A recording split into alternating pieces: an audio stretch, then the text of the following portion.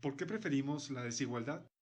La lucha contra la desigualdad supone o implica una solidaridad previa, entendida como lazo de fraternidad, un ponerse en el lugar de los otros, de tal suerte que la intensificación de las desigualdades procede de una crisis de las solidaridades. Luego de una treintena de años de crecimiento milagroso, las desigualdades sociales no dejan de ahondarse desde 1980.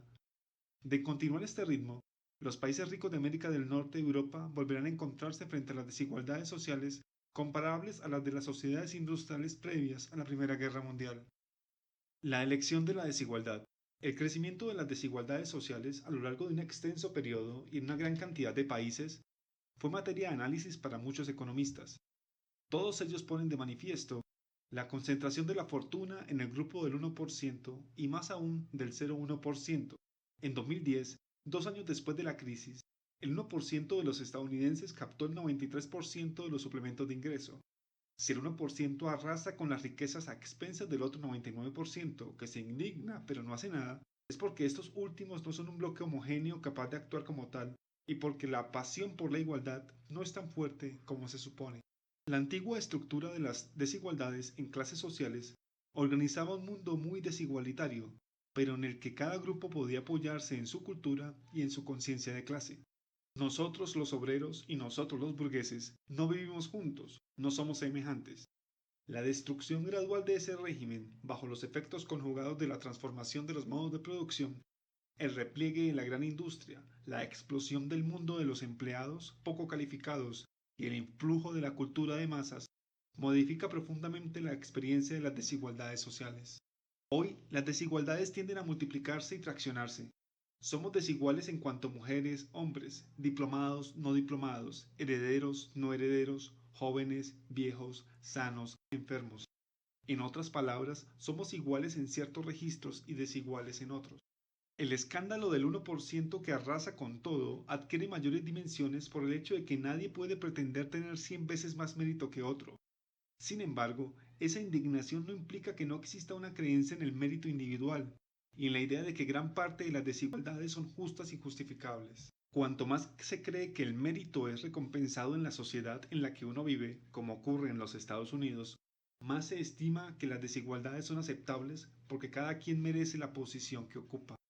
Desde 1970, las investigaciones nacionales e internacionales indican que el porcentaje de quienes explican la pobreza por la pobreza y la cultura de los pobres no dejan de aumentar. La solidaridad como condición de la igualdad. De manera clásica, las teorías sociales y políticas consideran que la solidaridad se apoya sobre tres pilares. Primero es la interdependencia de las actividades económicas y sociales, la división del trabajo en virtud del cual necesitamos los unos de los otros, porque no podemos hacer todo nosotros mismos. La división del trabajo crea naturalmente lazos de solidaridad bajo la forma del dulce comercio y el interés bien entendido. Como los individuos se especializan cada vez más, intervienen en mercados cada vez más abiertos y dependen cada vez más de grupos y personas remotas. La tela de la solidaridad funcional no deja de extenderse. El segundo pilar es de naturaleza política.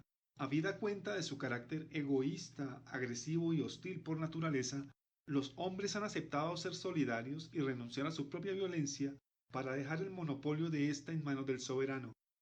El contrato suscrito entre cada súbdito y el soberano garantiza la solidaridad del primero. En ese caso, la solidaridad procede de un acuerdo político. Tercero, somos solidarios porque adherimos a mitos, relatos y símbolos que nos constituyen como hermanos.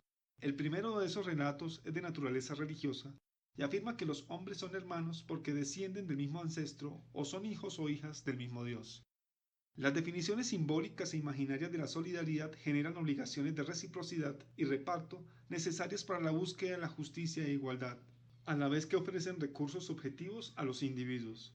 Si la igualdad social puede llegar a ser un imperativo, es porque el relato de la religión declara que somos hermanos.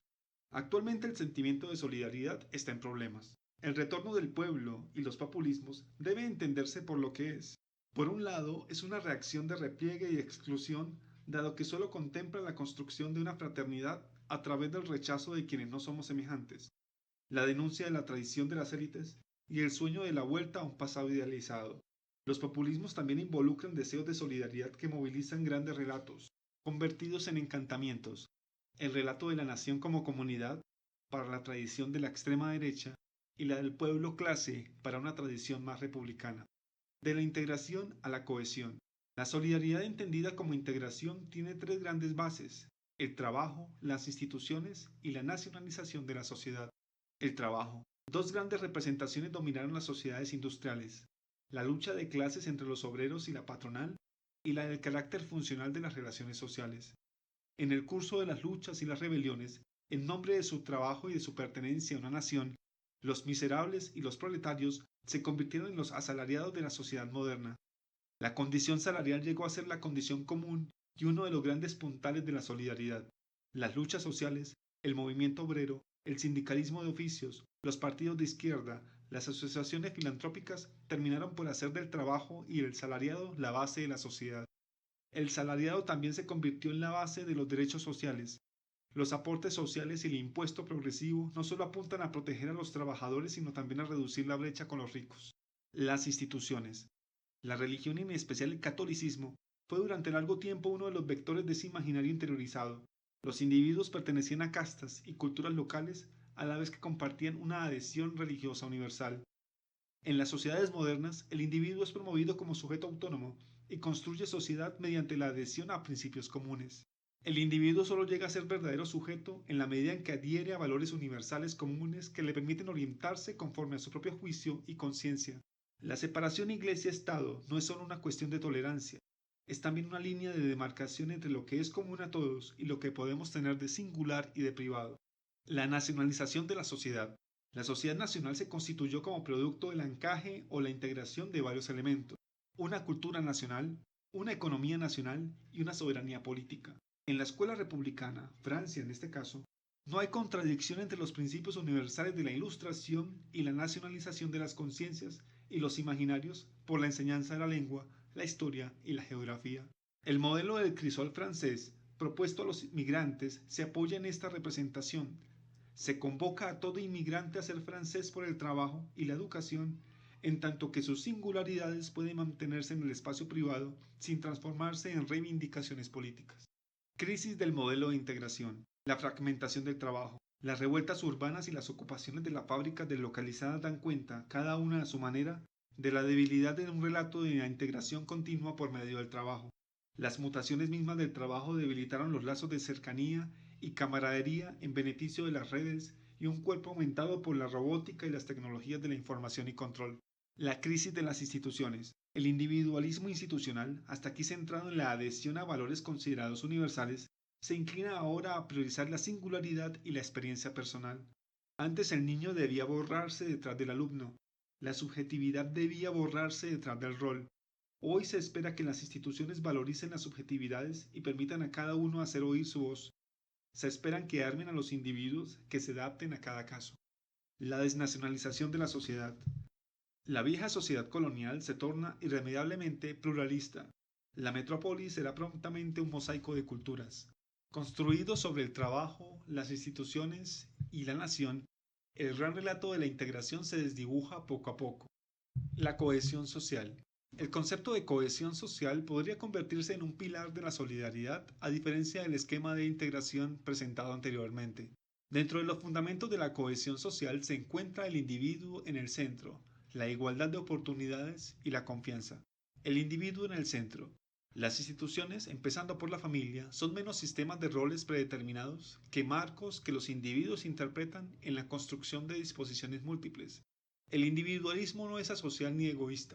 No exige una instrumentalización de las relaciones, toda vez que la simpatía y la capacidad de ponerse en el lugar del otro son el precio de un reconocimiento por parte de estos. Igualdad de oportunidades, reconocimiento y capacidades. Se trata de permitir a todos alcanzar las posiciones posibles en función de un mérito concebido como una puesta a prueba de la libertad.